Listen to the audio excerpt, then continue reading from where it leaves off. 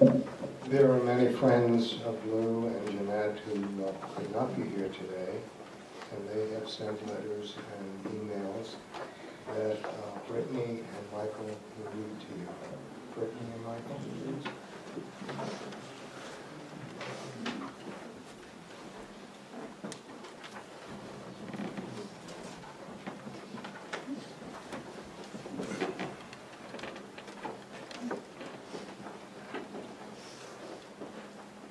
I have the privilege of reading a message from Judy Parkes. Lou is the best negotiator and problem solver I've ever known. Of course, he used these skills as president of our union, but he used these skills in his everyday functioning as well. He just was able to be creative in coming up with solutions.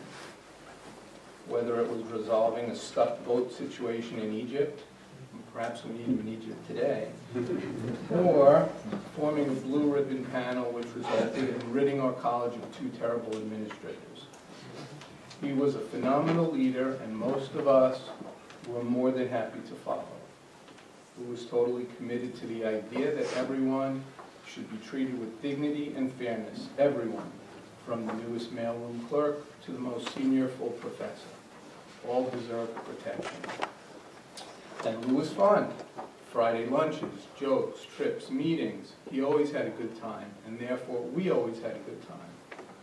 Lou wasn't perfect. For instance, he had favorites. None of us were up there with Jeanette or Mark or Jessica and their families. But if you were one of his favorites, you really had the best friend possible. As the newer saying goes, he had your back. My world is diminished with Lou gone, but I have wonderful memories. Judy Parkes. This is a letter from all of the Bellows in France. Being terribly sorry not to attend this ceremony for a last goodbye to Lou, we thank Brittany for addressing these words from us in front of your friends who came to greet Lou for the last time and comfort and console you. Many people here in France have often asked us, what are you doing to maintain such a long-years friendship across such a distance? The answer is simple. Sympathy, common interests, curiosity, and a willingness to communicate. Those substances are all necessary to keep the flame burning. With that, add a bit of foolishness to interrupt rational thinking now and then, and that mixture is condemned to success. With Lou and Jeanette, the communion between us was almost perfect. And when it happened that things started to get a little bit hotter, Jeanette and Lou directed the conversations diplomatically into other directions, where nothing risked to bring disorder to our relationship. History, paintings, architecture, castles, churches, sometimes politics and religions kept up our mutual interests, besides our pure personal feelings. The will and power of persuasion of Lou, with his love for his country and his passion to defend the American philosophy of living and governing, was the best to make you remember anything than if you had read about it.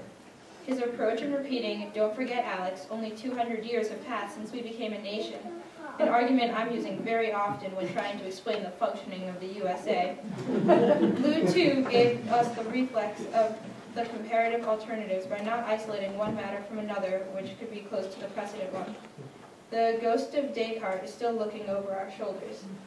His way to negotiate, instead of using arguments to start a discussion, he first anticipated the real negotiation in using human communication. Therefore, our discussions were very fructuous and thorough, remaining always a pleasure thanks to Lou and Jeanette. But a friendship of 45 years' time cannot be lasting without any emotional passions. And the Stollars never missed an opportunity to tease us about Talleyrand, and by ricochet I always told Lou, "Don't forget, Alexander Hamilton was a very good friend of his." The main problem was that, generally, Talleyrand's human principles were quite elastic, while Hamilton's were very restricted. But in spite of Talleyrand's personality, and sometimes not according to his American Puritan moral, Hamilton admired his courage in making decisions that he thought necessary for his country, even though unpopular. Well, we'll never have Lou's definite answer. Maybe his son could take up this point one day. Lou and Jeanette always were anxious that our relations should go on with our children. Our Astrid, with husband, has been to New York City twice. Of course they loved it, as almost everybody does. But to stay in an American family is not up to everybody, and Lou and Jeanette were always marvelous in introducing their guests into New York City with its speeding and dynamic life. especially attractive to young people, and where Charles Street has a strategic position in Manhattan. Alexandra, with her husband, planned to visit the U.S. in 2011, but when exactly? Their son, Francois, 11 years, keeps a good souvenir of Lou's attempts to speak French, and he was looking forward to pass by New York City and visiting his cousins in North Carolina. While the twins made the sign of Lou's beard, they still have problems in talking, when they got to know that he had left us. Arnaud, 37 years, especially, but also Mary and Lyon, 300 miles south of Paris, keeps a smiling souvenir from Lou when Lou teased him about his love for the circus and his artistic ball games, juggling. But his long-distance affection for his father's friend had never diminished. The warmness of Lou's eyes never let anybody feel indifferent, even if the last rendezvous has taken place some years ago. All of them, as well as our friends who have got the chance to meet Lou and Jeanette, are hoping that Jeanette will not abandon them in the coming years, and that the children will go on following their example. Annick the other day talked about the menus she would have liked to prepare for you in June in Normandy. Well, we'll keep them for Jeanette's next trip. Why not with one of the children? We all wish you, dear Jeanette, health, courage, good friends, and, of course, you keep in mind that our love to Lou also is directed to you, because we all knew that you were so close to each other, that when we called, one of you both arrived. Your complicity, too, was really fantastic. All the best from your French family, the Bellows with children and grandchildren.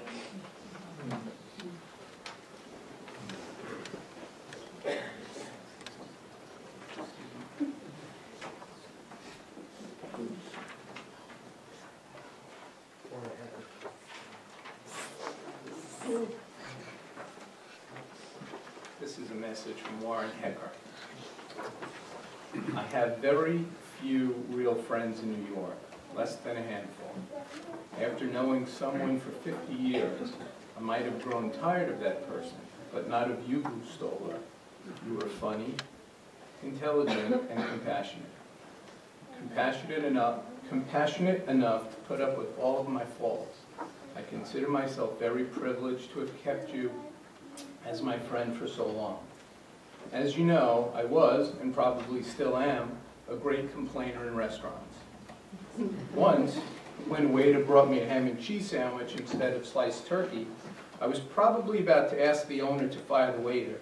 But you, after listening to my tirade, calmly looked at me and said, "Shut up and eat your food."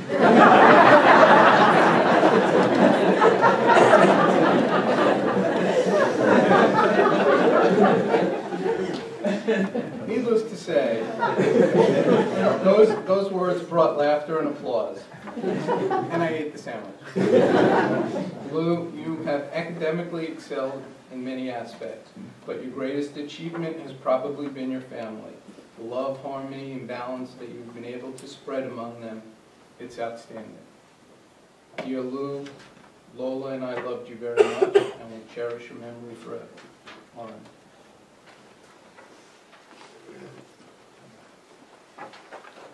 This is a note from Joe Garofalo. Lou and I have been friends for over 45 years. He was like the brother that I never had. My love and memories for him will last forever. He will be missed dearly and will always remain in our hearts. Love, Joe Garofalo.